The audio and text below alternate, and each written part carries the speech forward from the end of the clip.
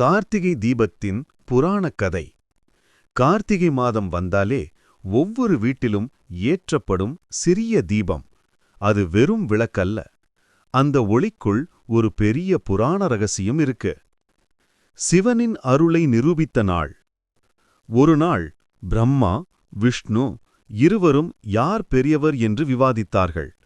அப்போது சிவபெருமான் அவர்களுக்கு உண்மையை உணர்த்த அனந்தமான ஜோதி ஸ்தம்பமாக தோன்றினார். அந்த ஜோதிக்கு ஆரம்பமும் முடிவும் இல்லை. என்னை முடிவுக்குக் காண்பவர் பெரியவர் என்று சிவன் சொன்னார். விஷ்ணு கீழ் நோக்கிப் போனார், பன்றி வடிவில், வராகம். பிரம்மா மேலே பறந்தார், அன்னபட்சியாக.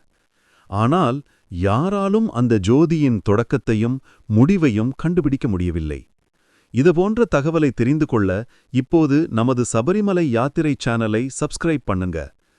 அப்போது அவர்கள் உணர்ந்தார்கள், வெளிச்சமே பரமபொருள், சிவனே அந்த ஒளி. அந்த அனந்த ஜோதி திருவண்ணாமலை மலையாக நின்றது. அதன் நினைவாக ஆண்டுதோறும் கார்த்திகை நாளில் தீபம் ஏற்றி சிவனை ஜோதி ரூபமாக வணங்குகிறோம். ஏன் தீபம் ஏற்ற வேண்டும்?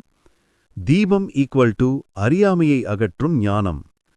தீபம் ஈக்குவல் டு நம் வீட்டில் நன்மை நுழைய வழி.